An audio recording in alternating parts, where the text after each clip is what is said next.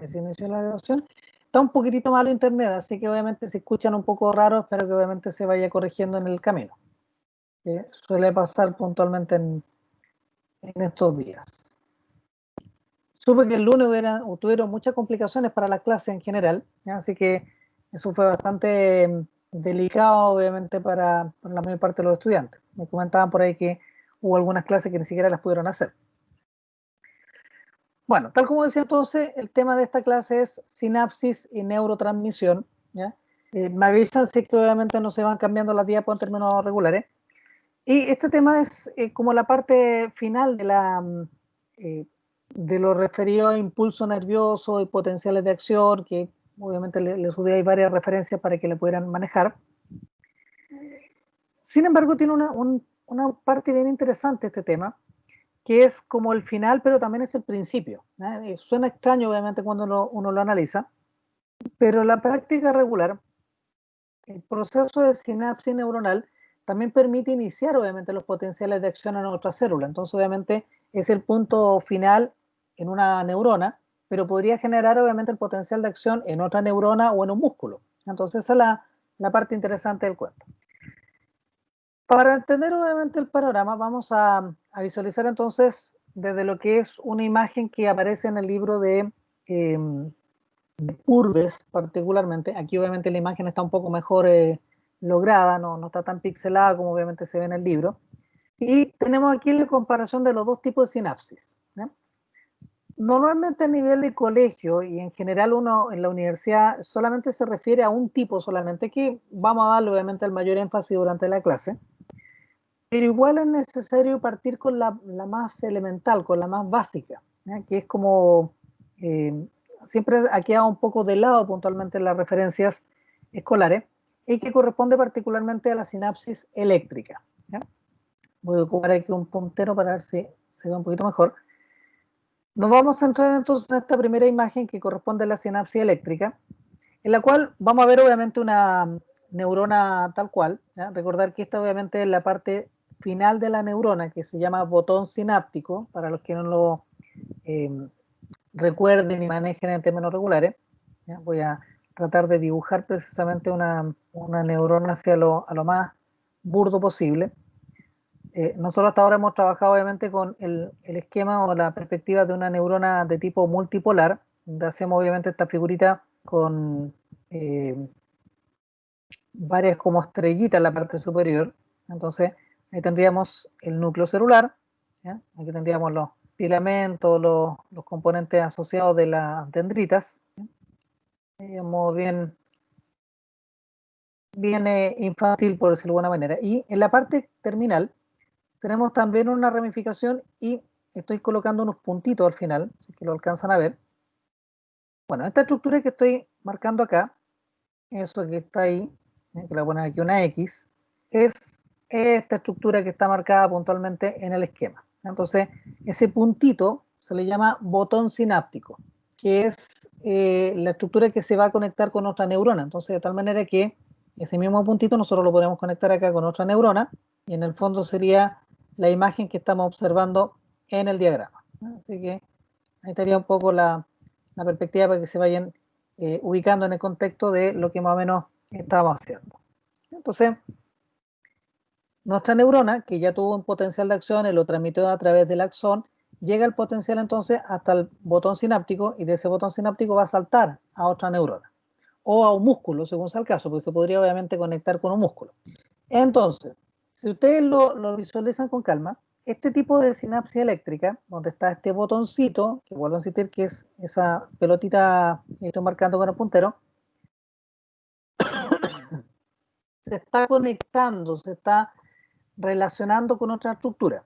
Y eso es lo que significa la palabra sinapsis, por si acaso, ¿ya? La palabra sinapsis es una palabra, una mezcla entre griego y latín, que significa conexión, comunicación, asociación, como ustedes lo quieran ver. Usted tiene varias acepciones en términos estrictos, pero básicamente está estableciendo una forma de conexión entre un componente y otro.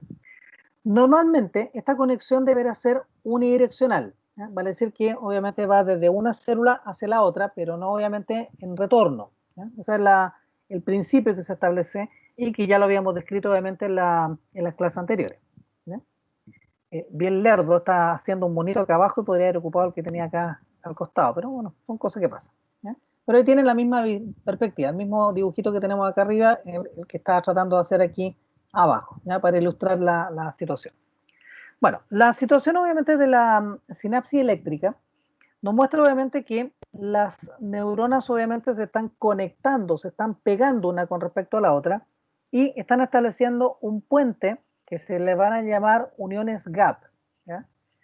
No sé si lo recordarán, porque esto lo vimos el semestre pasado puntualmente cuando analizamos membrana celular y yo les comentaba que esto justamente le iba a servir para la unidad siguiente y ahí está la respuesta.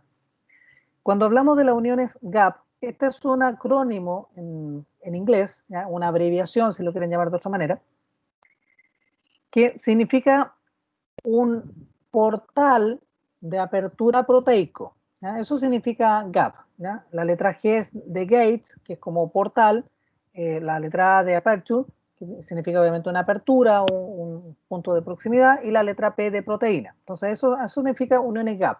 ¿Ya? Entonces es un portal de apertura proteico que permite entonces comunicar un lugar con respecto a otro. ¿Ya? Literalmente igual como una puerta, ¿ya? Como una puerta pero entre dos estructuras. En este caso estamos comunicando obviamente una neurona con otra neurona de manera directa.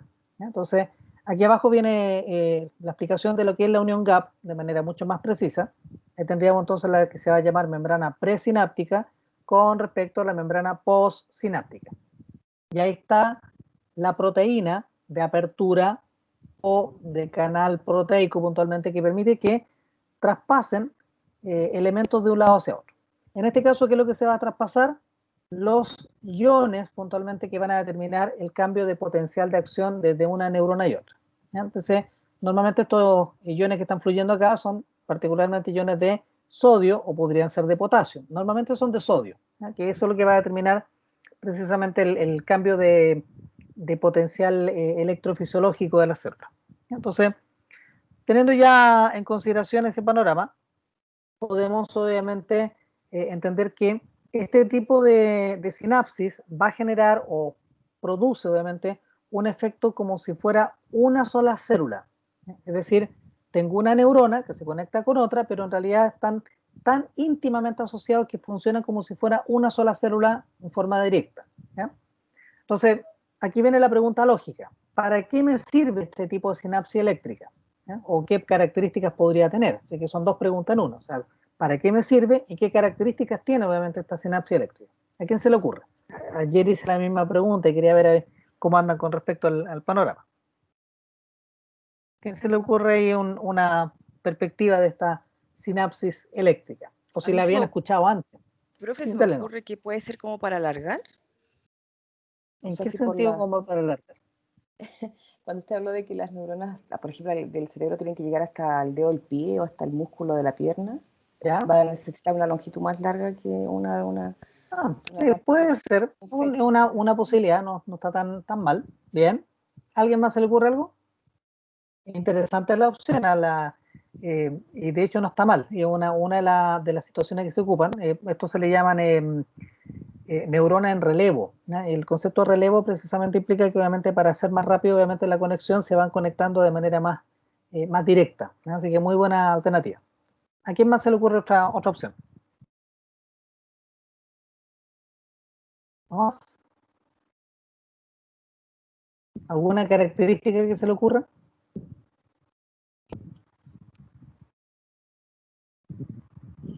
Cuando es más débil se conecta con otra y se hace más fuerte. Bien, esa es otra alternativa. Perfecto.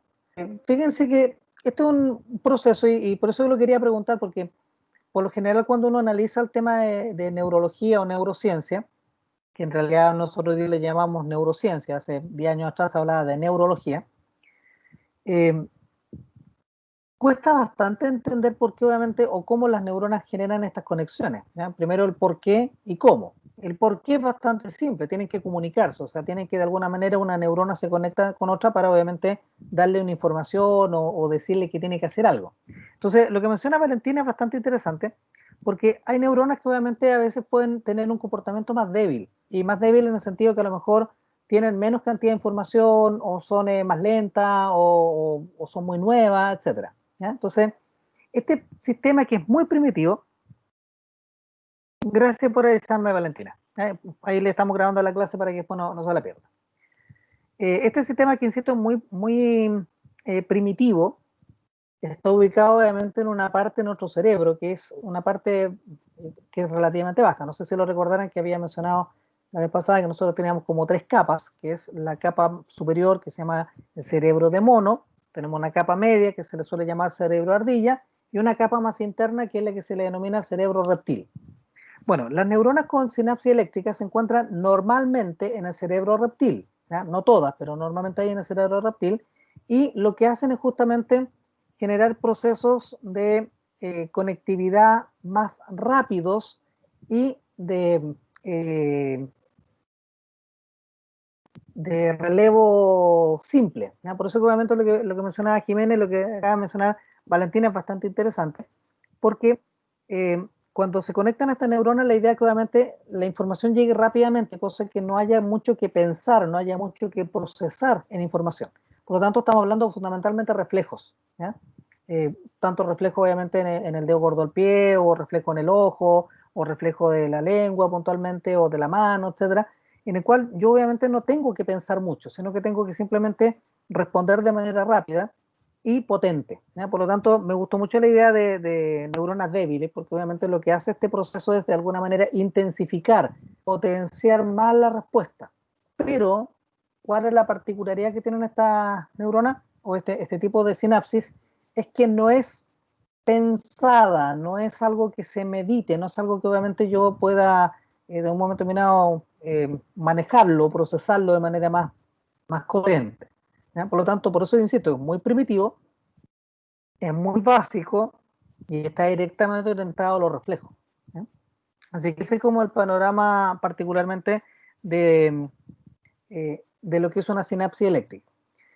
Doy el énfasis fundamentalmente porque va a ser parte de lo que ustedes van a tener que empezar a trabajar justamente cuando empiecen a ejercer su desarrollo profesional. Ayer justamente aquí también fue donde nos dilatamos un poco, porque insisto, normalmente a nivel de colegio uno no explica esto, porque no es relevante, o sea, desde el punto de vista, perdón, no es relevante en el colegio, pero en el caso de ustedes es muy relevante, ¿ya? Así que por eso que hay que tener ojo, porque a veces uno tiende a decir, no, esto no es importante, y no es así, es bastante importante. Las sinapsis eléctricas, como vuelvo a insistir, están relacionadas con nuestros procesos más básicos, más primitivos, y de hecho son los importantísimos para un buen psicólogo, para poder identificar las respuestas que el paciente o el sujeto que se está atendiendo puntualmente con ustedes a veces no les quiere dar, ¿ya? Entonces, yo siempre lo menciono en este sentido, que uno cuando quiere estudiar la conducta de otros, ya sea desde la etología, desde la psicología o desde lo que se llama el análisis de conducta en términos estrictos, uno tiene que aprender a leer al otro, ¿ya? ¿Y qué significa aprender a leerlo? Con solo mirarlo, saber puntualmente si esa persona está contenta, si está triste, si está cómoda, incómoda, si algo le duele, si algo no le duele. Y eso obviamente son cosas que se delatan a partir de sinapsis eléctrica, porque la sinapsis eléctrica no es pensada, no es meditada, no procesa, sino que simplemente hay un estímulo y una respuesta, ¿ya? Y va a ser automática, va a ser predecible, va a ser involuntaria, y por lo general obviamente va a tender puntualmente a ser un poco impulsiva, ¿ya? Entonces, por eso que uno puede usar distintas técnicas para, va a sonar raro como lo voy a decir, para invocar una sinapsis eléctrica, ¿ya? Porque la sinapsis eléctrica nunca se extingue, nunca va a desaparecer, independiente de que la mayoría de las sinapsis que nosotros vamos a realizar o que deberíamos realizar son sinapsis químicas. La sinapsis eléctrica va a estar ahí siempre, ¿ya? En espera puntualmente de que en algún momento se puedan conectar. Por eso que una neurona puede presentar más de un botón sináptico, ¿ya? Si se fijan, por eso que aquí obviamente se colocan 2, o podrían aparecer 3 o 4 o 5, porque en algunos casos podríamos tener un botón sináptico para sinapsis eléctrica y otro botón sináptico para sinapsis química, unida a la misma célula, ¿ya? Unida a la misma neurona o a un músculo en particular, dependiendo de qué es lo que quiera conseguir. ¿Necesito una respuesta rápida o necesito una respuesta más lenta pero de mayor precisión, ¿ya? Entonces, podemos poner un ejemplo burdo. No es lo mismo puntualmente que yo mueva la mano así a que obviamente ahora tome un lápiz y haga un trazo, un dibujo, o pinte algo en particular. Entonces, una cosa es un movimiento brusco y otra es un movimiento preciso, un movimiento armónico. Entonces, en el primer caso a lo mejor ocupé una sinapsis eléctrica y en el segundo caso estoy ocupando sinapsis química. Entonces ahí ya tienen alguna diferencia, alguna sutileza. Entonces, la gracia que tienen estas sinapsis eléctricas es que como son rápidas y no pensadas, normalmente nos permiten delatar nuestras conductas más primitivas. Por lo tanto, un buen etólogo, un buen analista de la conducta y un buen psicólogo tiene que aprender a leer precisamente las sinapsis eléctricas o en este caso las respuestas derivadas de sinapsis eléctrica de las personas.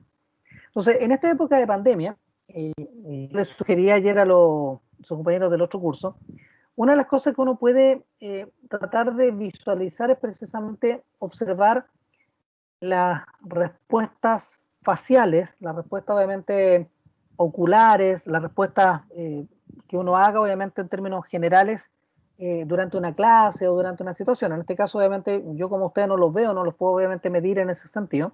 De alguna manera los años de experiencia me han permitido puntualmente hacer una relativamente buena lectura puntualmente de las características psicoemocionales de las personas solamente con mirarlas, no necesariamente conversando con esas personas. ¿Ya? Y el hecho también de trabajar en colegio, uno realmente ve a los niños llegar puntualmente y como solamente dejan las cosas en el pupitre o como obviamente llegan con la mochila o con su cuaderno puntualmente y uno ya sabe con qué ánimo vienen, si están de buena, si están de mala, si están con buena disposición, con mala disposición, si tuvieron una pena, si vienen obviamente enfermos, y se les nota a distancia. Y esto es a todos, ¿sabes? Porque ayer justamente una compañera de ustedes me decía, profesor, es que a mí se me nota mucho en la cara, por ejemplo, mis emociones. Y decía, pero si a todos se los nota, lo que pasa es que obviamente no todo el mundo está atento. ¿Ya? Nadie, eh, la mayor parte de la gente no es muy buena observadora, excepto cuando se trata de gente que obviamente a nosotros nos interesa observar, ¿ya? Porque ese es un detalle diferencial. Por ejemplo, todos los que tengan hijos saben perfectamente esta situación, ¿ya? O sea, ustedes ven a su hijo, su hija, y los miran puntualmente sin que ellos se den cuenta en grandes situaciones y ustedes pueden percibir inmediatamente si están tristes, si están molestos, si tienen un problema, si estudiaron, si no estudiaron, si lo están engañando, no lo están engañando, uno lo sabe, ¿ya? Porque a los hijos es más fácil reconocerlos, porque obviamente uno los crió de chiquititos, entonces ya les conoce las mañas y todo el asunto. Distinto es la pareja, ¿ya? Nuestras parejas habitualmente no es tan fácil, a menos que uno tenga una cantidad de años de convivencia importante, ¿ya? Pero porque obviamente somos genéticamente diferentes, entonces reconocer todos los patrones de conducta es difícil. Sin embargo, después de un tiempo uno ya le conoce las mañas y todas las cosas a la persona, entonces no hay necesidad de que hable, no hay necesidad de que diga ninguna cuestión y basta con que haga algún gesto, haga algún tipo de movimiento corporal y uno ya sabe puntualmente para dónde va el cuento. ¿Ya? Entonces, esa es la gracia de la sinapsis eléctrica. Nos permite de alguna manera predecir ciertas situaciones, nos permite reconocer conductas. Y por eso vuelvo a insistir, es muy, pero muy importante para ustedes como psicólogos, psicólogas, reconocer justamente este tipo de situaciones. ¿Ya? Ustedes no pueden esperar, obviamente, que cuando llega un paciente a su consulta para hacer una psicoterapia o para trabajar con ellos por cualquier situación, no pueden esperar que solamente les hable y sea totalmente sincero y se abra con todos los problemas. No, a veces va a costar. Hay gente que va literalmente obligado a una consulta. De hecho, a veces los mandan del trabajo, le dicen, no, usted lo estamos viendo que está complicado, está muy irascible, entonces tiene que ir al psicólogo. Y la persona va a regañadientes y literalmente va a decir, ¿qué si no me sirve, si no estoy loco? Y obviamente ustedes tienen que aprender obviamente a trabajar como si fueran una cebolla, sacándole capas sobre capas hasta que finalmente lleguemos al fondo del problema. Pero para eso hay que primero observar a la persona.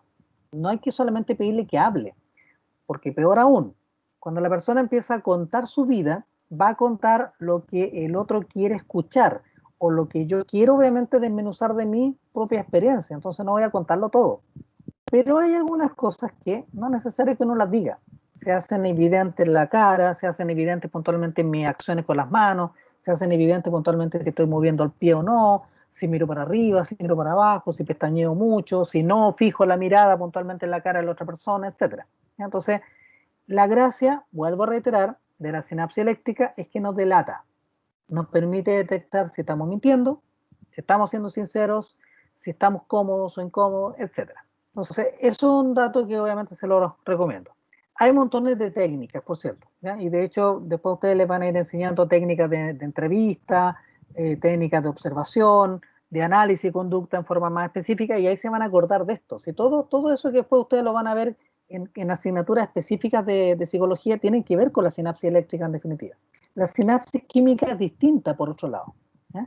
¿Cuál es la particularidad que tiene la sinapsis química? Es que primero más lenta, ¿ya? Ahora, cuando hablo de más rápida, más lenta, estoy diciendo que una, por ejemplo, se mueve a una razón de, no sé, por unos 100 centímetros por segundo, y la otra a lo mejor se va a mover a 50 centímetros por segundo. Entonces, claro, la diferencia es como la mitad de la otra, ¿ya? Pero aquí hay que ver los niveles celular. O sea, el nivel celular acá son ni siquiera en un segundo, estamos hablando de décimas, centésimas o incluso milésimas de segundo para que obviamente se procese una información. Entonces vean un acto reflejo. El arco reflejo, una décima segundo y ya está operado.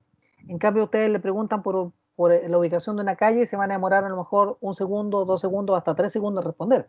Y en algunos casos van a estar así como, espere, no me acuerdo. Y obviamente eso podría significar obviamente que se reduce considerablemente también la velocidad de transmisión de datos. Entonces, esa es la particularidad. La sinapsis eléctrica es instantánea, es rápida, es potente, pero no es pensada, no es razonada, no es programada, sino que es totalmente automática, ¿no? Así de concreto. Y recordar entonces que se encuentra en las zonas más primitivas de nuestro cerebro, que nos permite conectar con zonas lejanas, que nos permite obviamente potenciar neuronas que a lo mejor son débiles, ¿ya? Así que ahí me estoy colgando de todos los comentarios que hicieron sus compañeras en forma previa. Vamos entonces ahora a la sinapsis química.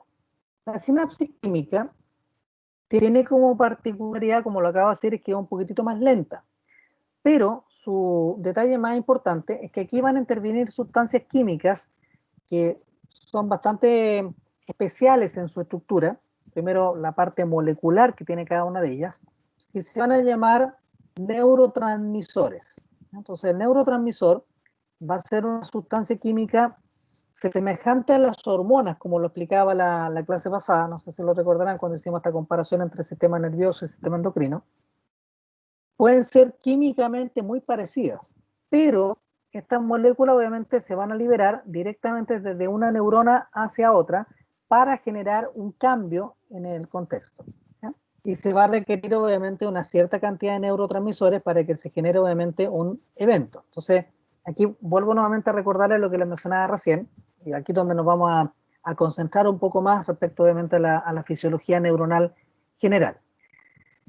Si se recuerdan las... Disculpe, dígame. ¿puede repetir lo que dijo? Que la química, ¿cómo funcionaba? ¿Que se liberaba qué cosa? Una sustancia llamada neurotransmisor. Y el neurotransmisor tiene como característica que se parece bastante a una hormona. Es más, hay algunas hormonas que a su vez también son neurotransmisores, o si lo queremos ver de otra manera. Hay neurotransmisores que a su vez también son hormonas. Así que tienen esa particularidad. Ahora, decía aquí, la semana pasada justamente yo les comentaba todo el proceso, lo que era el potencial de acción y el potencial de reposo. Y no sé si recordarán que cuando se generaba el potencial de acción, se tenía que abrir un canal. ¿Qué canal se abría? Cuando la memoria... Bomba sodio-potasio. Ese es el que restablece el sistema. Vamos bien, relativamente cercana. El que se abre es un canal de sodio, ¿ya? Y obviamente la bomba sodio-potasio es la que va a restablecer o va a reordenar obviamente el panorama. Ahí tienen que tener bastante cuidado. Recordemos un poco la perspectiva del proceso de la vez pasada. Cuando hablamos de potencial de reposo, hay un canal de potasio siempre abierto y está la bomba sodio-potasio funcionando de manera permanente 24/7, 365, que así lo había definido ya la vez pasada. Pero cuando se va a generar el potencial de acción, existen dos canales iónicos, uno de sodio y uno de potasio, que se van a llamar canales sodio-potasio voltaje dependientes, que no es lo mismo que la bomba sodio-potasio. Así que por eso hay que tener cuidado, porque como van a haber varios elementos participantes, uno tiene que tenerlos bien clarificados cada uno. En Profe, potencial de reposo, dígame. ¿puede repetir la última parte? Ya, voy a revolver para que quede un poco más claro. En el potencial de reposo, entonces, tenemos canal de potasio siempre abierto y bomba sodio potasio funcionando de manera permanente. Pero cuando tenemos potencial de acción, van a aparecer dos canales, canal de sodio y potasio voltaje pendiente, que son dos canales distintos. Un canal de sodio por un lado y un canal de potasio por el otro. El importante en estos casos, en lo que es el potencial de acción, es el canal de sodio voltaje dependiente. Ese es el que se va a abrir. Entonces, cuando llegue una sustancia química en particular, se va a abrir el canal de sodio y eso va a determinar entonces el cambio de potencial de acción. Y por lo tanto, entonces se va a formar la gráfica con la subida y después la bajada. Y cuando se cierre el canal de sodio, se va a abrir el canal de potasio. Y ahí nuevamente vuelve a intervenir la bomba sodio potasio, reordenando las cantidades de sodio y de potasio, obviamente, dentro del sistema. ¿Ya? A partir del tema. En reposo, potasio. Claro, en el potencial de. Repito nuevamente. Cuando hablamos de potencial de reposo, o simplemente reposo neuronal, canal de potasio siempre abierto. Y la bomba sodio y potasio al ladito funcionando de manera permanente. Cuando digo de manera permanente significa que tanto en el potencial de reposo como en el potencial de acción, así que por eso que la bomba sodio-potasio nosotros la mencionamos como importante porque está funcionando tanto en el estado de reposo como en el estado puntualmente de potencial de acción. Pero cuando se desencadena el potencial de acción, lo que se tiene que abrir es un canal de sodio. Entonces ahora volvamos nuevamente a nuestro sistema. En una sinapsis eléctrica lo que se está generando es justamente este canal de sodio que está abierto de un lado para otro. Entonces, si se fijan, la neurona A que está aquí, o la neurona que está en un punto, que es lo que está desencadenando, está transmitiendo un potencial de acción desde una hacia otra. Entonces, por eso que hace como una continuidad. ¿Ya? Lo que mencionaba la Jimena son rato atrás, que por eso que lo encontré muy interesante. Al tener entonces ese canal de sodio abierto entre una neurona con respecto a la otra, lo que hacemos es que el potencial de acción viaja de una célula a otra en forma inmediata. No se salta una célula con respecto a la otra. En cambio, en la sinapsis química, lo que está ocurriendo es que el potencial de acción va a permitir la liberación del neurotransmisor. Pero quiero que se fijen ahora en el detalle de lo que está en la imagen de acá abajo. Cuando el neurotransmisor llega hacia la célula postsináptica o hacia el receptor postsináptico, se van a fijar que en una primera instancia ese canal está cerrado, pero cuando llega el neurotransmisor se abre el canal y empiezan a pasar estas bolitas rojas de un lado para otro. Entonces, lo que estamos observando acá es que es el neurotransmisor el que permite la apertura del canal de sodio para que se genere puntualmente el impulso nervioso, para que se active el potencial de acción. Por eso cuando les decía son otros atrás que esto es muy paradójico, porque es el final del todo, pero también podría ser el inicio del todo. ¿En qué sentido el inicio del todo? Que el inicio del potencial de acción está determinado por la llegada de un neurotransmisor que se va a pegar al canal iónico voltaje dependiente de sodio. Eso lo estoy reprimiendo lento para que les quede bien claro puntualmente el panorama. Entonces, este canal de sodio voltaje dependiente se abre cuando le llega, en este caso, un neurotransmisor. Yo la vez pasada hablaba de que era el estímulo el que generaba la condición. Al fin y al cabo, ese estímulo se transmite obviamente a través de un neurotransmisor. Y eso permite que se abra el canal de sodio, abriéndose el canal de sodio, se genera el potencial de acción. Y posteriormente hay que retirar entonces el neurotransmisor para que se cierre el canal de sodio y ahí se va a abrir el canal de potasio voltaje dependiente. Se vuelve a repetir toda la historia cada vez que corresponde. Entonces, alguien dirá, bueno, ¿y cuál es la gracia de que obviamente esté generando potenciales de acción, potenciales de reposo? El detalle está particularmente es que cada neurotransmisor indica una señal en particular. Finalmente, entonces, es el neurotransmisor el específico, porque las neuronas finalmente responden por un potencial eléctrico. ¿Ya? Recuerden que, al fin y al cabo, ese potencial son 70 milivoltios negativos, entonces, si yo genero un estímulo en un valor que esté cercano, obviamente, al potencial umbral que habíamos definido, se va a producir una respuesta. Pero la pregunta es, ¿cómo yo sé que tipo de respuesta distinta voy a dar? Bueno, la respuesta diferente depende de un neurotransmisor particular. Es el neurotransmisor que determina que yo mueva el dedo índice o mueva el dedo medio o el dedo anular. Entonces, esa es la particularidad. O sea, no es que yo me concentre y mire el dedo y diga, ya voy a mover este dedo en particular o voy a mover este otro. No, estoy mandando un neurotransmisor específico a un músculo en particular para que se mueva solamente ese dedo o solamente el músculo reacciona a este dedo en particular. Entonces, es así de específico, es así de potente, porque si fuera solamente por el potencial eléctrico se moverían todos.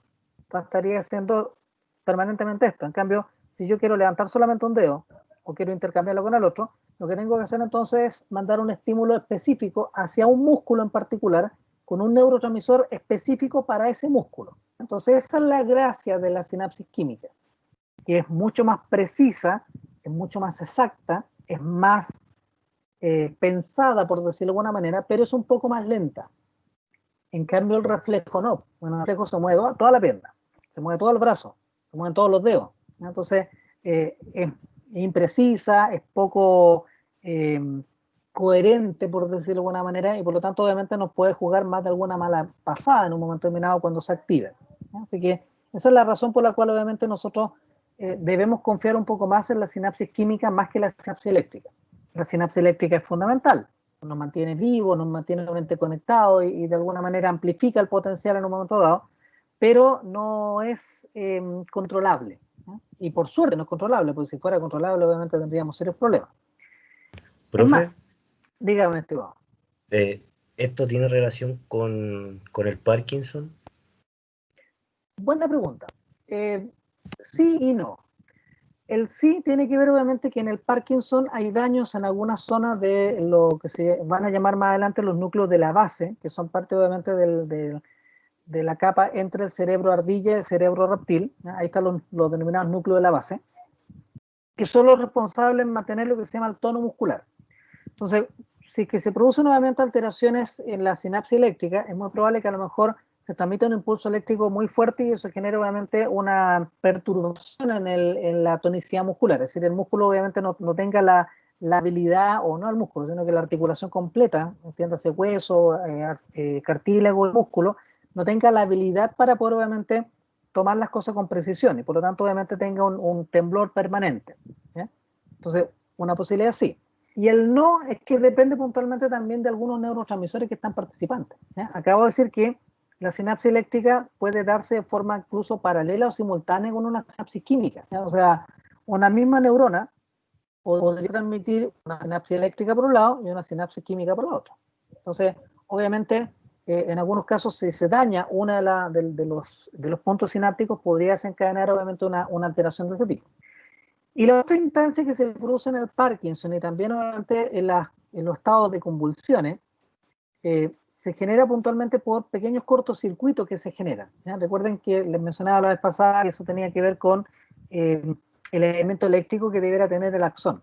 ¿Ya? Si el axón no tiene un buen aislamiento eléctrico, podría obviamente mandar impulsos eléctricos hacia la periferia, es decir, desde el exterior del axón hacia otras neuronas que estén vecinas y de alguna manera contagiar su potencial a otras. ¿Ya?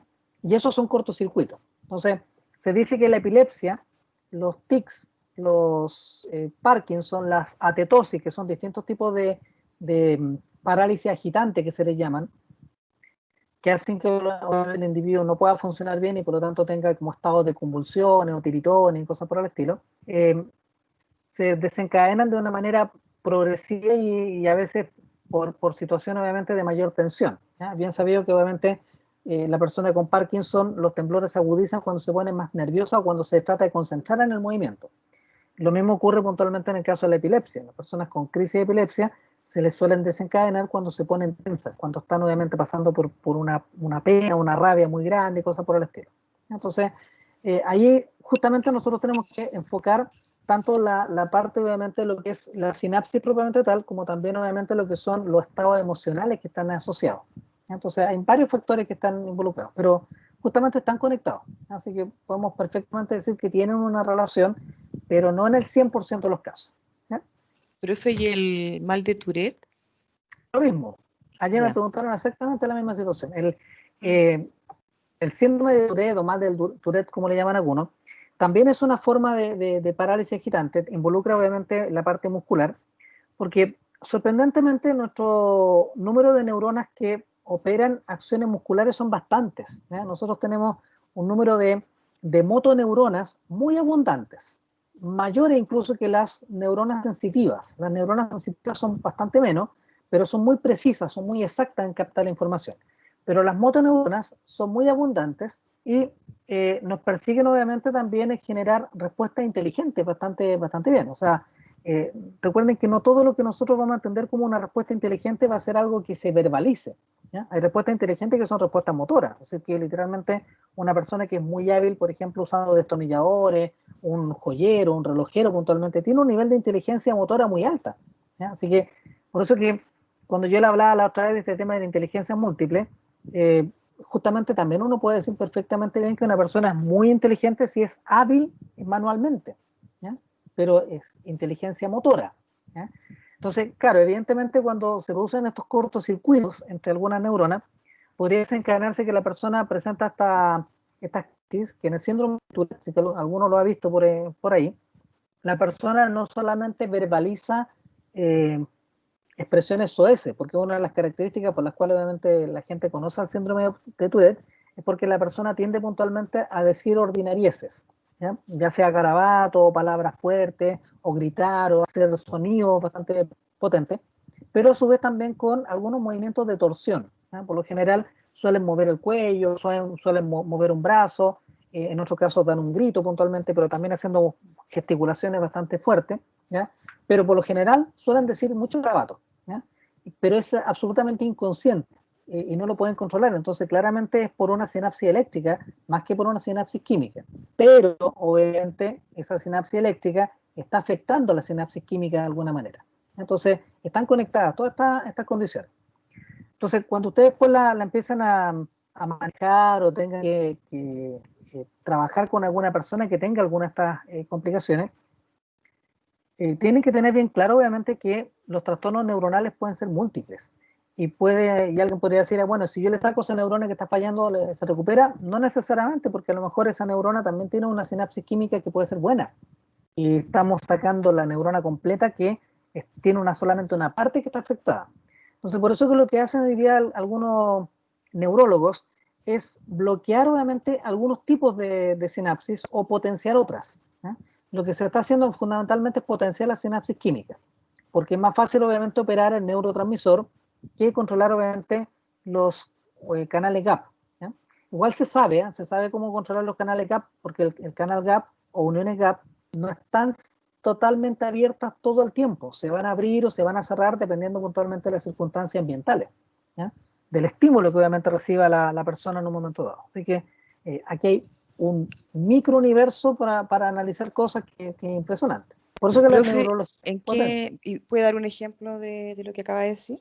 ¿En qué área se está, o para qué enfermedad o algo se está haciendo este tipo de intervención de bloqueo de sinapsis? Bueno, de partida cuando en la década de los 70 puntualmente se empezó a estudiar la epilepsia, ¿ya? Uno de los especialistas fue el doctor Gazzaniga, que a usted le va a sonar después y justamente se lo aprovecho de mencionar porque es uno de los temas que obviamente nosotros vemos después en el siguiente curso, que se llama el fenómeno dialógico de Gazzaniga, que Gazzaniga descubrió puntualmente que las personas con epilepsia tenían un trastorno con las neuronas en espejo. Entonces, él se dio cuenta que la forma más fácil puntualmente de curar a un paciente con crisis epiléptica era cortar puentes neuronales que unían obviamente el hemisferio derecho con el hemisferio izquierdo, ¿ya? Porque justamente el problema era que la persona presentaba trastornos puntualmente comunicacionales entre el hemisferio derecho con el hemisferio izquierdo y eso provocaba cortocircuitos. Y ahí venían obviamente las crisis epilépticas. Entonces, el pago en el supuesto que cortando esos puentes en el cuerpo calloso se disminuía el impacto y efectivamente se disminuía, o sea, las personas ya no presentaban crisis epiléptica, sin embargo empezaron a presentar algunas complicaciones que tenían que ver con justamente la comunicación entre el hemisferio derecho y el hemisferio izquierdo. Entonces cuando a la persona le pedían que mirara algo con el ojo derecho y, por ejemplo, lo escribiera con la mano izquierda, no podía hacerlo. Pero si le pedían que obviamente mirara algo con el ojo izquierdo y lo dibujara con la mano derecha, lo hacía muy bien, ¿ya? Entonces, Y ahí se empezaron a descubrir obviamente distintos factores. Entonces, ¿qué se hizo para evitar obviamente estos procedimientos quirúrgicos de tener que cortar puntualmente el cuerpo calloso? Se empezaron a experimentar con neurotransmisores específicos y se logró justamente reducir considerablemente las crisis de epilepsia. Y hoy día obviamente la mayor parte de las personas con epilepsia, si se les detecta a tiempo, tienen una mejoría bastante considerable. No es solamente un tratamiento, sino que tienen una mejoría bastante buena, porque después el cerebro como que se reeduca con respecto puntualmente al funcionamiento y ya no presenta crisis. Bueno, de hecho la epilepsia es una modalidad neurológica de desarrollo, que significa que obviamente hay ciertas zonas del cerebro que no están del todo desarrolladas y por eso que obviamente se puede mejorar relativamente rápido cuando se detecta a tiempo. Si se detecta en una persona joven, el proceso obviamente puede mejorar alrededor de los 25, 28 años y ya de ahí obviamente ya no presenta más crisis. ¿Ya? Pero si no se hace el tratamiento obviamente es difícil de curar. ¿Ya? Profe, ¿y la dopamina es un neurotransmisor? Exactamente. Entonces Pero ahí nos vamos a actuar con ese tipo de cosas. Sí, dale la... respecto a eso, por ejemplo, este neurotransmisor deja abierto el canal de sodio. Entre otras cosas, claro, abre un canal de sodio en términos Claro. estrictos, Y con un voltaje en particular. puede ocurrir que un neurotransmisor deje abierto permanente este canal. El neurotransmisor por sí solo no, pero pueden existir sustancias químicas semejantes al neurotransmisor que sí lo hagan, y es el caso justamente de la droga. Entonces, por eso que la dopamina cobra un rol muy fundamental, y cuando uno habla de una persona que está drogada, se le dice que está dopada, porque es como que tuviera una sobredosis de dopamina. ¿Ya? Nuestro cuerpo naturalmente no va a producir sobredosis de dopamina, porque si no, obviamente nos generaría un estado de hiperestimulación que podría ser bastante complejo. ¿Ya? La dopamina es de hecho uno de los neurotransmisores más relevantes en nuestro estado de conciencia, es el que nos permite obviamente saber que estamos entendiendo el mundo, qué es lo que estamos escuchando, qué es lo que estamos viendo, qué es lo que estamos sintiendo en términos estrictos, y por lo tanto es bastante intelectualoide, por decirlo de alguna manera, nos permite entender lo que está pasando. Pero si hay una sobredosis, nosotros vamos a tener una sobrecarga de información y no vamos a saber qué hacer con ella. ¿Ya? Pero existen algunas sustancias que generan un efecto semejante a tener dopamina en exceso. ¿Ya? Y una de ellas, por ejemplo, es la cocaína. La cocaína lo que hace justamente es bloquear los sitios de recaptura de dopamina, y como bloquea los sitios de recaptura, la dopamina queda aquí circulante aquí en el espacio que se denomina justamente hendidura sináptica o espacio sináptico, y al estar ahí obviamente en grandes cantidades, hace que abra y cierra permanentemente canales de sodio. Entonces genera que la célula que viene abajo está permanentemente estimulada. Ahora, por lógica, si eso ocurre así, ¿qué podría ocurrir a la célula que está hiperestimulada durante mucho tiempo? ¿Cuál sería el efecto eventual de una sobredosis de dopamina, por ejemplo, en una neurona? Lo pongo en otra perspectiva. ¿Podrían ustedes vivir bien estando 48, 72 horas despiertos simultáneamente? O sea, continuamente. ¿Podrían sobrevivir así? Yo creo que no, nadie. No, exactamente. Entonces, justamente el detalle que se produce acá, que una sobredosis de cualquier neurotransmisor, pero especialmente dopamina, mata a las neuronas de forma casi violenta.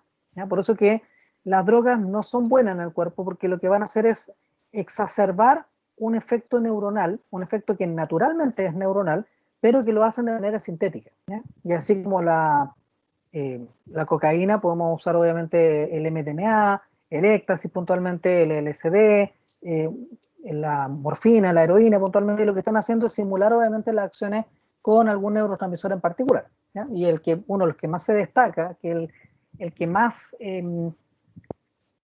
relación tiene con las drogas, particularmente la dopamina. ¿Ya? El otro que le sigue después es la serotonina, pero eso lo vamos a ver obviamente cuando ya analicemos en más detalle los distintos neurotransmisores. Que no sé si lo alcancemos a ver hoy día. Yo ayer igual alcancé a mencionar por lo menos algunos de los neurotransmisores más importantes, pero no lo alcancé en profundidad. Y no se los voy a preguntar directamente en la prueba, porque obviamente para que sea una prueba equivalente a la que voy a hacer con sus compañeros del vespertino, independiente que hoy día alcance a mencionar o no algo de los neurotransmisores, como lo que estamos hablando en este minuto, no se los voy a preguntar de manera directa, ¿ya? Sino que si es que llega a aparecer una pregunta, voy a indicar, por ejemplo, la dopamina, que ejerce funciones tal y tal cosa, pero la pregunta no va a ir dirigida a la dopamina, va a ir dirigida obviamente o a la sinapsis, o al potencial de acción, o alguna otra cosa, ¿ya? Entonces, no le voy a preguntar directamente por ahora por neurotransmisores, ¿ya? Así que tengan ahí la tranquilidad. Pero sí, obviamente, nos vamos a ir involucrando en el tema porque es muy importante. Se van a fijar finalmente que casi todo lo que nosotros tenemos como respuestas fisiológicas son respuestas a nivel de sustancias químicas.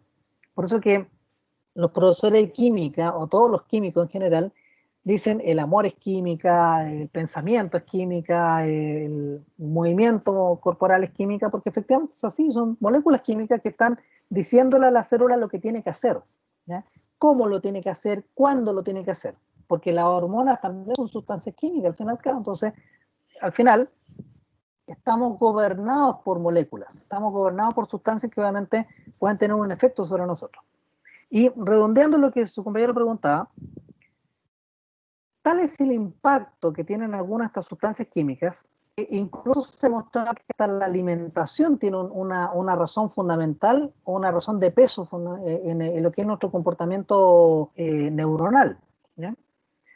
Si ustedes pues se remiten, no me acuerdo si está en el de Purves o en el otro libro de Fundamento de la Neurociencia, en el capítulo justamente de neurotransmisores, se muestra obviamente la ruta de síntesis de la dopamina, ¿ya? Y después les voy a indicar la página para que lo vean, pero no entra en la prueba por ahora, sino que es para que obviamente vean el contexto. Y ahí se van a encontrar con que la síntesis de dopamina tiene que ver con un aminoácido, que es una sustancia bastante común para nosotros y que está conectada con una hormona también. Bueno, este aminoácido se llama tirosina. ¿Ya? Con el solo nombre ustedes deberán decir, algo tiene que ver con la tiroides, ¿ya? Y de hecho está estrechamente conectado con la glándula tiroides. El aminoácido tirosina, que es uno de los aminoácidos más esenciales que nosotros debemos comer, porque nosotros no lo producimos, sino que obviamente está en la comida, particularmente en la carne, inicialmente también en los mariscos particularmente, pero más que nada en la carne, y en algunas frutas.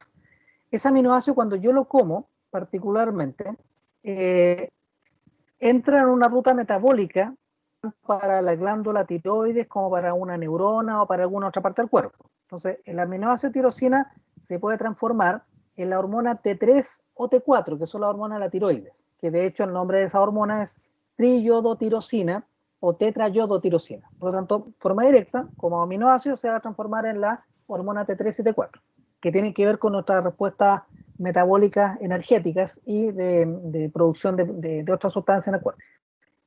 El mismo aminoácido tirosina se puede transformar de manera indirecta en dopamina. La dopamina se podría transformar eventualmente en serotonina, pero a su vez se podría transformar en adrenalina. Es decir, una misma molécula, como es solamente el aminoácido tirosina, puede dar origen a 4 moléculas que son pero terriblemente potentes en nuestro cuerpo. La hormona de la tiroides, que sin ella obviamente nosotros estaríamos hecho bolsa en este rato. O sea, sin la T3 o T4 literalmente yo no podría ni siquiera pensar ni hablar porque estaría literalmente así casi durmiendo, ¿ya? Porque me da energía puntualmente o estimula las células para que obviamente yo pueda generar energía. Sin la dopamina yo no podría obviamente poder expresarme de manera coherente, no podría escucharme, ni tampoco ver, ni tampoco obviamente entender el mundo en forma adecuada. Sin la serotonina yo tendría un estado de ánimo pero por el suelo, ¿ya? Y sin adrenalina literalmente no estaría vivo, porque la adrenalina es la que obviamente hace que el corazón lata un poco más rápido, que la circulación de la sangre sea más potente, que literalmente pueda sentir miedo o sentir obviamente eh, eh, rabia o distintas otras cosas. Entonces, esa es la gracia de una molécula en particular. Entonces, ¿qué pasa si yo me alimento mal? ¿Qué pasa si yo no consumo alimentos que tengan el aminoácido tirosina? O al revés, consuma demasiada cantidad de aminoácido tirosina. Entonces ahí ustedes se pueden imaginar puntualmente porque hay personas que a veces son como medias deprimidas o hiperestimuladas. Y a veces tiene que ver con la alimentación, no tiene que ver puntualmente con desórdenes psiquiátricos ni psicológicos, sino que tiene que ver con una mala alimentación. Es como cuando, por ejemplo, una persona es un poco depresiva, es un poco maniática puntualmente, llega a la consulta de un psicólogo y le dice, no, que yo tengo tal y tal síntomas y tal y tal características. Y usted le pregunta, bueno, ¿y usted fuma? Dice, sí, bueno, fumo. ¿Y consume alcohol? Ah, bueno, también. Entonces ahí ya tiene una buena parte de la base de la situación por la cual ya son dependientes de algunas moléculas externas, ¿ya? O una persona que sea hiperactiva y que tenga problemas para dormir puntualmente y que diga usted actualmente a contarle su historia terrible, que tiene insomnio y que no puede dormir, y si usted le pregunta, bueno, ¿y usted consume café? Dice, sí, me tomo como 3 tazas al día. Ah, entonces no hay mucho que decir. Entonces, gran parte nosotros también consumimos y a veces no nos damos cuenta. Así que por eso es tan importante ir involucrándose en la parte de la nutrición o de lo que obviamente es la vida misma en términos regulares. Y a veces siquiera lo que comemos puede ser obviamente elementos que estén rodeándonos en términos generales, ¿ya? Hay moléculas que están en el aire particularmente que también pueden afectar la síntesis de algún neurotransmisor en un momento dado. Hay muchas cosas conectadas, por eso que el universo que nosotros tenemos en lo que se refiere a neurociencia es muy amplio y por eso hay que estar atentos a todas estas situaciones y hay que aprender a identificarlas en términos estrictos. Así que es bueno que obviamente uno vaya haciendo el ejercicio. Entonces, por eso yo les indicaba recién que una de las cosas que ustedes pueden empezar a practicar es observar a las personas. En este caso, a mí me ha servido mucho el tema de la pandemia precisamente para practicar mis expresiones faciales, ¿ya? Porque uno cuando está haciendo clase, una de las particularidades es que a veces uno no se da cuenta los gestos que hace, las acciones, las posturas corporales, a menos que yo esté muy consciente de ello o que tenga un espejo frente. En este caso, la gracia obviamente es hacer la clase frente a un computador y tener obviamente este asunto de la pantalla, es que en un momento determinado yo me puedo ver reflejado en la pantalla. Yo podría literalmente también mirarme y saber obviamente que estoy mirando hacia abajo, estoy mirando hacia arriba o a lo mejor no estoy mirando la cámara en un momento dado. Y hay muchas personas que se están encargando hoy día de dar como ciertos tips puntualmente a profesores y a personas que están involucrados en el tema de las pantallas, de aprender a comunicar puntualmente de manera visual, ¿no? O sea, uno no solamente comunica de la forma verbal, sino que también tiene que aprender a comunicar con expresiones. Hay esos cuales las personas tienden a decir mucho sin decir nada, ¿eh? Y eso suena muy raro, pero efectivamente es así. Yo ayer les contaba una experiencia que nos pasó, y como todavía no estamos 100% acostumbrados, me pasó a mí precisamente, y eso que ya tengo un poco de conciencia respecto al tema de las cámaras, pero bueno, una situación particular. Estábamos la semana pasada en una capacitación puntualmente por un sistema informático que estaban implementando en el colegio, y habíamos varias personas obviamente en esta charla, y una persona no entendió el procedimiento. Entonces le pidió a la persona que estaba haciendo la instrucción que se lo repitiera. Entonces, ya hemos había quedado claro, entonces yo puse a hacer otras cosas mientras estábamos en la misma reunión, cosa que obviamente a muchos de ustedes les pasa. O sea, a lo mejor si alguno encuentra que no es pertinente lo que estoy contando, seguramente se va a poner a chatear en el celular, o se va a poner a jugar, o se va a poner a dibujar. Pero el cuento es que obviamente cuando estábamos en plena situación, la persona que ya le habían dado la explicación seguía sin entenderlo. Entonces lo volvió a preguntar 2 veces, 3 veces, y ya la cuarta vez, muchos de nosotros empezamos a ponernos impacientes, entonces empezamos a poner así como la carita, así como, ¿hasta cuándo? Y nos faltó el que de repente se les fue por ahí entre medio en el micrófono, ya, pues si estamos aburridos. Entonces, a veces no se da cuenta de la situación porque no estamos 100% conscientes del tema. Entonces, claro, yo me percaté en mi propia pantalla que en un momento dado puse esta actitud, así como, me faltó decirle así como tanto, así como, me faltó decirle simplemente, como tan tonto, no se de acuerdo a la situación. Cosa que no era correcto, por cierto, pero claro, uno no estaba consciente de que está expuesto frente a una pantalla y a veces gesticula o pone caritas o simplemente se lleva las manos a la cara o cualquier cosa, se hace evidente. Yo a veces me mató la risa los consejos productores cuando están todos con las pantallas puestas y me desconcentro mirando las caras de las personas porque se ve cada cosa de gente que obviamente se nota que está jugando, que está escribiendo, que está dibujando, que no está poniendo atención, que están en otra. Y evidentemente esa es la particularidad que se tiene hoy día con este tema de las cámaras, ¿ya? Entonces, ayer les decía a sus compañeros que podían practicar conmigo. O sea, literalmente, ustedes cuando vean las grabaciones van a ver obviamente mis gestos, van a notar puntualmente cuando me están haciendo una pregunta, yo le estoy afirmando, si no me gustó la respuesta, y es porque obviamente uno va, coloca un ojo así, o literalmente mueve una ceja, o empieza a menear la cabeza, o dice que sí, y claro, evidentemente ustedes pueden percibir perfectamente bien, yo estoy o no de acuerdo con lo que ustedes me están diciendo o no, ¿ya? Y eso es parte del juego, parte de lo que obviamente uno va a ir manejando. Decía recién con las manos, por ejemplo, o sea, hay personas que a veces las delata la acción de las manos, ¿eh? Y a veces una de las recomendaciones que se pide en las entrevistas personales es justamente observar cómo la persona se comporta con las manos. Si una persona está muy nerviosa, se nota al tiro porque empieza a hacer así, empieza a hacer esto, o está cada rato así, o se lleva las manos acá arriba, empieza a tocarse la oreja, porque hay distintos tipos de actitudes que obviamente delatan el estado de estrés o nerviosismo que tiene el sujeto, que pueden ser por sinapsis eléctrica o pueden ser por sinapsis química. Entonces, por lo general son por sinapsis eléctrica. Pero hay personas que tenemos manías bastante particulares que nos hacen delatarnos respecto a ciertas acciones. Así que, insisto, este es un universo muy, muy grande y normalmente uno lo ve como el final del todo, pero también es el principio del todo. El neurotransmisor es el que desencadena el potencial de acción. Es el que finalmente entonces determina qué es lo que va a hacer una neurona, qué es lo que va a hacer un músculo en particular. Para que se entienda de una manera más concreta aún. Si yo mover un músculo, tengo que liberar un neurotransmisor que a lo menos debería ser acetilcolina. Pero si quiero obviamente escucharlos a ustedes, tengo que liberar el neurotransmisor que debe ser en este caso dopamina. Entonces son neurotransmisores distintos dependiendo obviamente de la circunstancia que se dé. Esa es la gracia justamente de la sinapsis. Cada sinapsis tiene un tipo de neurotransmisor especial para una función especial. ¿Ya? ¿Qué es lo interesante? Que un botón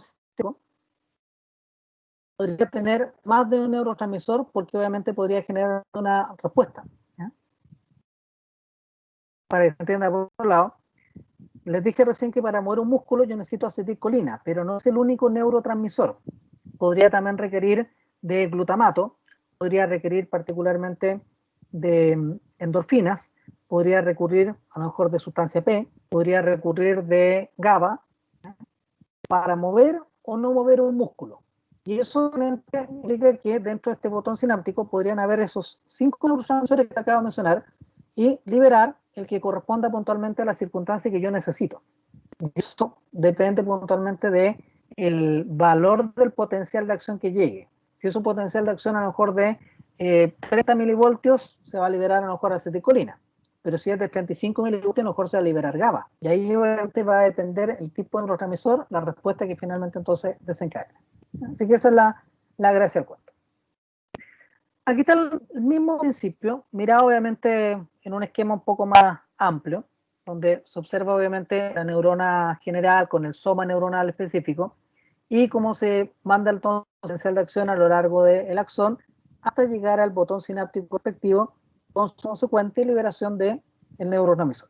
Entonces, ahí está el potencial, o ahí se evidencia que el potencial va viajando a través del axón. ¿Cómo llega entonces hasta el botón sináptico o terminal sináptica, que es lo mismo? ¿Cómo se va a liberar entonces desde el interior de la vesícula sináptica el neurotransmisor para generar entonces la apertura de canal de sodio, en este caso, que se estamos viendo acá abajo, que están en color rojito? ¿Ya? Entonces aquí el canal iónico está cerrado y de pronto obviamente puede ser que se haya a lo mejor, porque estaba medio, me decía recién que estaba mala la señal, así que no sé si se habrá cortado, yo por lo menos veo que está la pantalla activa. ¿Ya? Voy a salir y volver a entrar entonces para ver si Pero, se... chiquillos, ¿ven la pantalla ustedes o sea, están conectados? Porque yo tengo toda la pantalla negra. A mí me pasa lo Yo mismo. también tengo la pantalla negra. De hecho, Ah, ¿Por ya. qué no llega Es un esa problema parte? general. Ah. Ya, vamos a salir de la presentación a ver si se corrige. Gracias por avisar.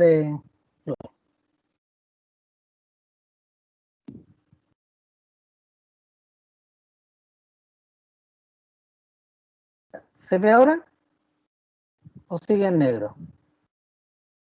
Veo Eh, foto. a mí- Aún no se me ve, se ve su foto, sí. Es su foto. Ahí está en negro. Qué raro. Está toda la pantalla en negra. Como que comparte, pero no comparte. Ah, no quiere compartir. Quiero compartir. Eh, Qué raro. Tampoco lo veo a usted ahora, profe. Está negro Ahí se también. ven. Ahora están todas las fotos. Están todos conectados, pero Ahora más lo vemos a pequeño. usted. Y a Ya, todos los a mí, compañeros. pero no se ve la. No, no lo está compartiendo.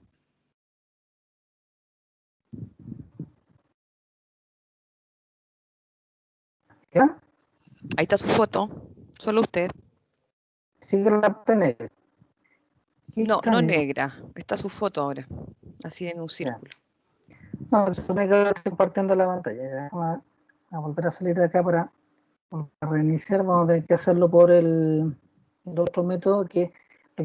Lo malo de este asunto es que si lo hago por el examinador, se va a demorar harto en cargar el PowerPoint. Vamos a ver si resulta. Bueno, mientras tanto, entonces, lo que les comentaba, obviamente, es cómo se va generando la transmisión en términos genéricos. ¿Ya? Vamos a esperar que se habilite el PowerPoint correspondiente.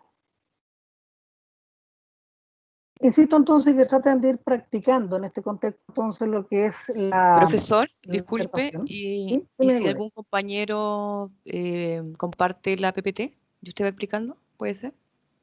Déjame ver, probamos primero cómo se ve, Ya. porque está cargado en el sistema. En lo que pasa es que los documentos cuando uno le dice a otra persona que comparte, es que obviamente se va perdiendo o sea, se complica diciéndole ya pasa, devuélvete, un poco lo fome. Pero usted le da, pero que le ceda el control y usted las va corriendo, pues profesor. No recuerdo También si podría tengo todavía habilitado el tema porque parece que lo había bloqueado el tema de ceder el control. Déjame revisar a ver si se resulta. No Veamos le gusta si al se ve. profe ceder el control. que comparta. Y soy ahora, por eso que no cedo el control.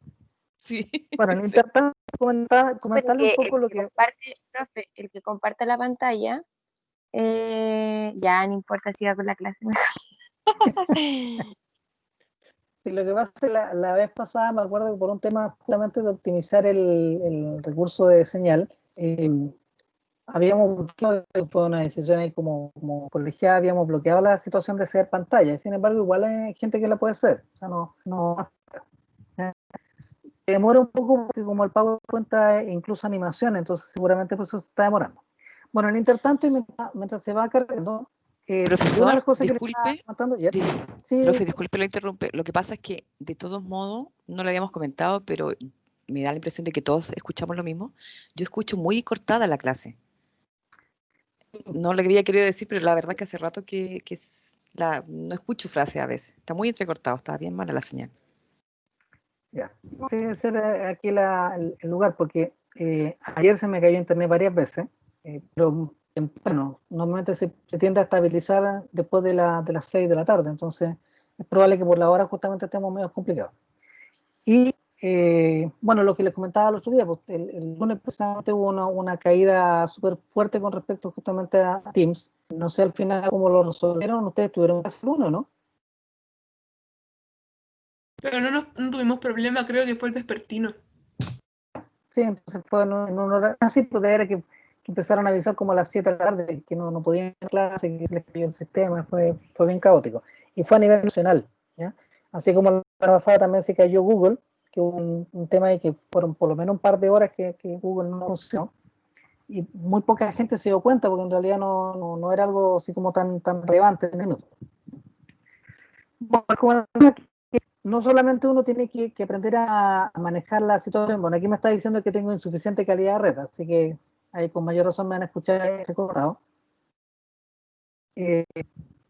Ayer le contaba a los del otro curso que dentro de también sus habilidades profesionales ustedes tienen que también tratar de ir colocando otras cosas que no sean solamente la psicología propiamente tal, sino que ir desarrollando algunas, entre comillas, terapias complementarias. Y esto tiene mucho que ver justamente con el tema de los neurotransmisores, porque como les Más comentaba, integrativo, con altura de claro, mira. es un tema integrativo. O sea, se van a fijar que hoy día hay muchos psicólogos que son súper requeridos, son súper obviamente cotizados particularmente por el uso de estas terapias complementarias o alternativas, como le llaman algunos, que en realidad hoy día son denominadas complementarias en términos estrictos, porque lo que hacen es complementar la acción terapéutica que tiene el médico, ¿no? Entonces, como ustedes después deberían trabajar integradamente con un cuerpo médico en alguna institución, entiendo obviamente CEFAM o el hospital, lo que sea, o en su consulta van a tener que tener obviamente un equipo de personas con las cuales van a trabajar. Voy a suponer que alguno va